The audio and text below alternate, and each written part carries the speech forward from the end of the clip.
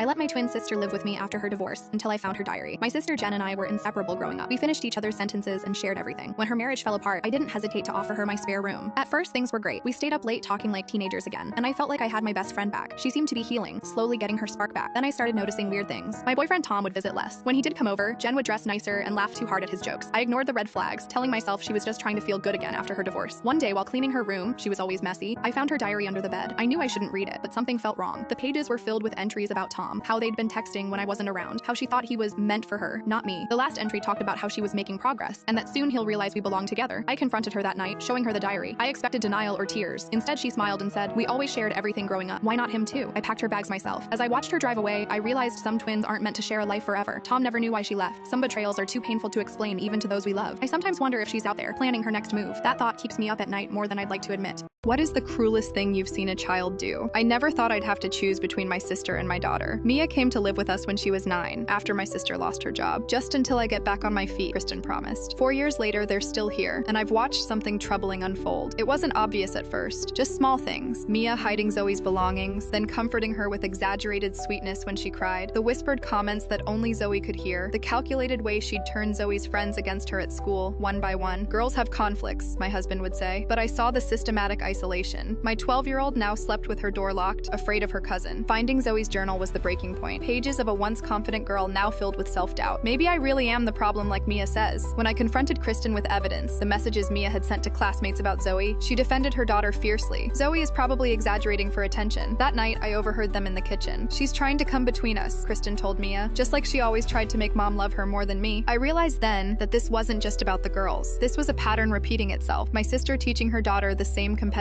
cruelty. Last week, Zoe's therapist called it what it was: sustained emotional bullying. When I tried again to talk to Kristen, she accused me of blaming her parenting for Zoe's sensitivity. Yesterday, I gave my sister 30 days to find a new place. My family thinks I'm overreacting, but they don't see what happens in the quiet moments, the calculated harm disguised as normal conflict. My fiance's best friend accidentally sent me a text meant for her. "Did you tell him about Vegas yet?" LOL, I responded. "Vegas? Tell me more." What she confessed next made me cancel the wedding during her bachelorette party. We'd been together 4 years, engaged 1. The venue was locked, caterer paid, dress fitted. She left Thursday for her bachelorette weekend. She and her bridesmaids, laughter in the air, champagne flutes ready. Everything seemed perfect until Friday. "Did you tell him about Vegas yet?" LOL. I stared at my phone. "Vegas? She went to Vegas 6 months ago for a work conference. Nothing ever about Vegas yet, but I played along." "Vegas? Tell me more." 3 dots appeared, stayed, disappeared, stayed again. Then my phone rang. It was Jenna, her maid of honor, her voice high, nervous. "Tom, I meant to text Kayla. It's nothing. Just a joke about that conference." I said, "We're getting married tomorrow. If there's something I should know about Vegas, now's the time." Silence. "Can we meet? I can't do this over text." We met at a coffee shop downtown. Kayla had ducked out of party prep. Jenna sat shaking, face pale, tears in her eyes. "The guilt's been eating me," she said. "What happened in Vegas?" She leaned forward. "It wasn't just a conference extension. Kayla met up with her ex Dimitri. They hooked up. Worse, they got married." My gut dropped. Married, as in legal. Jenna showed me a photo. Kayla in a white dress, not a wedding gown, but in a small chapel, standing beside Dimitri. They were married. Legal. Jenna stammered, "We were drunk. Thought it was a joke, but it was legal." She tried to get it annulled quietly. She said it would be handled before your wedding. "So she wanted me to marry a woman who's already married? She told me she would finalize it after your wedding. She wanted you to believe the paperwork was done so no one would know." I barely heard her. My mission was set. I left the coffee shop. I drove to the Ritz, where the bachelorette party was going full swing. Laughter, music, champagne. I knocked. Tori, Kayla's sister, answered, glass in hand, tipsy. "Tom, you can't be here. Boys aren't allowed." I squared my shoulders. "We need to talk now." Kayla appeared behind her in a sash and tiara, her face drained. "What are you doing here?" I said. "Vegas, Dimitri, the chapel, the photo Jenna texted me. It's all true." Kayla. She blinked, then lashed out. "Jenna said she promised she wouldn't tell you." I said, "Then why are you here confirming it in front of everyone?" I told Tori, everyone out, walking them out by the shoulders. It was my room reservation, on my card. Check the voucher. They fumed. Some protested. Some stared. Jenna mouthed, "I'm sorry," as she left. Kayla tried a damage control pitch. Tears, panic. "We can annul it. I told you I'd fix it. I love you." It was one stupid thing I cut her off. It was months of lies. "You were legally married to someone else while planning our wedding. If we married tomorrow, everything would be invalid." "I am not committing bigamy," she screamed. "You're ruining my life over a technicality." "We can just fix it after." I walked her to the door. "Get your things now. The wedding is off." She packed, crying. Told me I'd humiliate her. Told me, "You don't understand promise and forgiveness." I said, "You picked your lies over me. You chose protection, not honesty." Good luck claiming love now. Saturday, what should have been our wedding day, came. My phone exploded. Her parents called. Her dad begged, "Tom, think of the deposits, the guests." I paused. Did they know about Dimitri? Silence. That was enough. Her friends blasted me online. She posted, "Tom got cold feet. I'm heartbroken." My sister screenshot it. I blocked Kayla, muted groups. Then Dimitri texted me, "Hey man, heard she's not filing those docs yet. Did she ever commit to doing that?" I replied, "Nope, good luck with that." He called me angry. I stayed calm. "You were married to her too. She lied to both of us." He hung up. The annulment went through late Sunday. Real paperwork this time. Dimitri says he already ended his engagement because Kayla's betrayal blew up his life too. Jenna posted screenshots of texts where Kayla admits she likes having backup security, a fallback plan if things with me failed. The comment thread melted. Kayla's posts blamed me. He overreacted. I tried to protect us. He's cold. No mention of Vegas, Dimitri, or Chapel. I held on to one thing, her engagement ring, thrown to me in hysteria. I plan to sell it. Use the cash for somewhere new. Somewhere real.